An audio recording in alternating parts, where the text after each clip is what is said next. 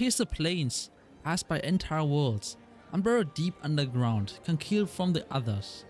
Large part of me, I humbly wait centuries after century. A tiny seedling feeds on my strength, growing to unbelievable size. Creatures tiny and strange, but wild and wicked, subtle in its roots. Oh, the goblins. One of them comes into the hall of the heart of the tree in which I rest. But no, it is not one of these creatures, it is an alien being, hiding its true face.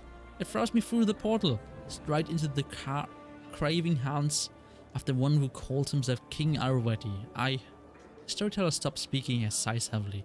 Forgive me, I cannot glean anything more. Okay. You tried, you tried.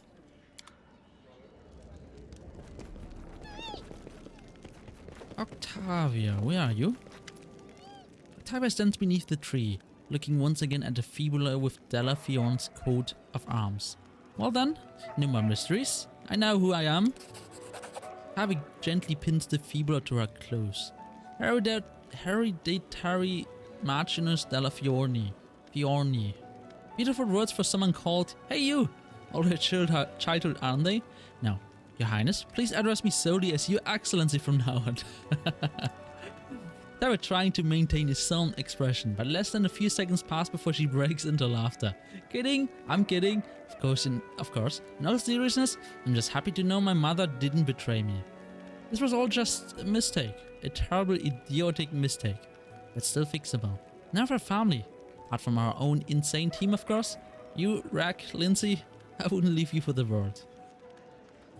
Well, I'm glad you found it in your heart to forgive your mother. I didn't think I could really do it, but I'm glad. I won't have to carry this hatred with me for the rest of my life. I'll let it go just as I let Janusz go before. And I don't regret it. Well, Your Highness, what's next? You have the entirety of the Grand Dalla Fiorni family as your loyal vassal. Whatever you have planned, I'm with you till the end. Rack is bugged out. I'm sorry you haven't met your tribe. Don't be knowing me, I'd have probably killed them, and now buried them. Sad farewell, and that's it. We move on. Bones are bones. You can't take revenge on them. You can't make peace with them, you can only bury them. It's good that you refrain from taking your revenge out on that old man. Refrain? I didn't even think about him. Too good for him. Getting my hands dirty with an old tot's cold blood? What revenge? My brother got revenge for both of us, and I will never forget it. No matter what god he prayed to when he was alive. I hope my brother's deity did right by him on the other side. I hope too, man. Your Highness, please allow me to assure you of the eternal loyalty of the family of Dalla. Oh, I can't. I'm glad she's seeing the fun in that. I think there's nothing terribly pressing to do, besides a new shadow looming over our kingdom again. Can imagine whose.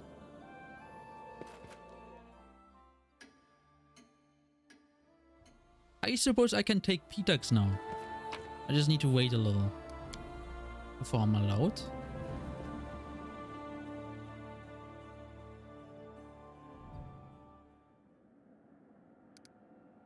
Well, whatever the case, I definitely need a break.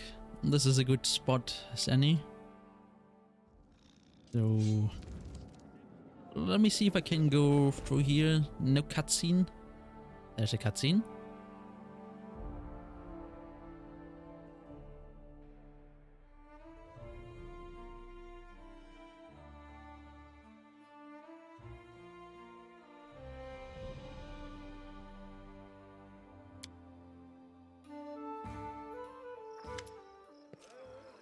Reg, while you enter the capital, Reg pulls you close and whispers, "Oh, I want you right now. I'm gonna die."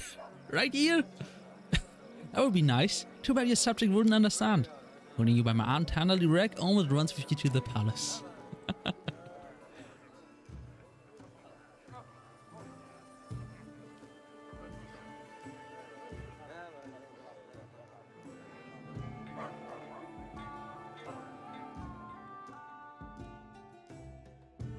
Back into the loading screen.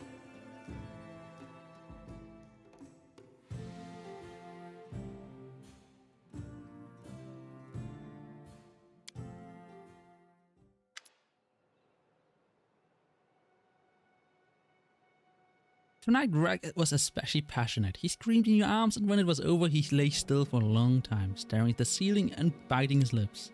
You know, there was this chump in Numeri who went mad because of all the torture. He thought there was no one in the world but him. He said that when he closed his eyes, I disappeared. That's just about how I felt during the last few months. Like if you're not looking at me, I don't exist. Like a ghost that's only real when you touch me. I cut my skin to make sure I still have red blood. Don't cut your skin, man. No one needs me, especially me myself. I'm not even alone. I'm simply nobody. But you, Sam, my Sam, you've kept me alive. You let me go for even a moment, I'll probably fall right through the ground into Pharisman's palm. It's only thanks to you that I can even make myself move. Now, I've started to feel alive again. For the first time, I feel like I have some sort of future. You've done a lot for me too. I have no idea how I would have lived without you, especially with your fighting skills. So we really met for a reason. The gods aren't good for me, for much, of course, but sometimes they send gifts, like you and me, to each other. I was very scared for you, especially because you kept silence about your feelings. Yes, I should have told you everything earlier instead of letting it gnaw me up, but I didn't quite understand myself. And then I was such an idiot. I was afraid to tell you, afraid you'd laugh and push me away. I'm so sorry. You know what? Let's get married. Will you be my king?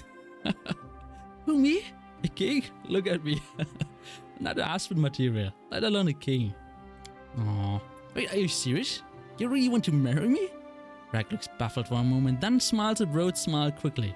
Alright, let's do it, of course. Just let's postpone the wedding until the victory, alright? And we don't have swords hanging over our heads.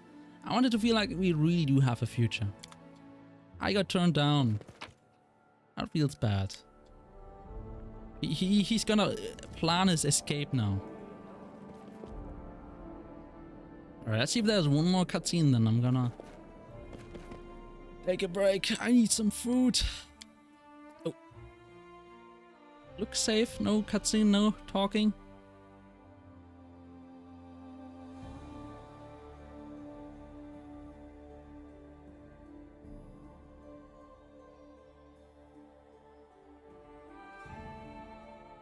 Well, that's it for me for now. I'm probably gonna play some more later. I might start out with Apex. I don't know. Anyways, thanks for watching and see you.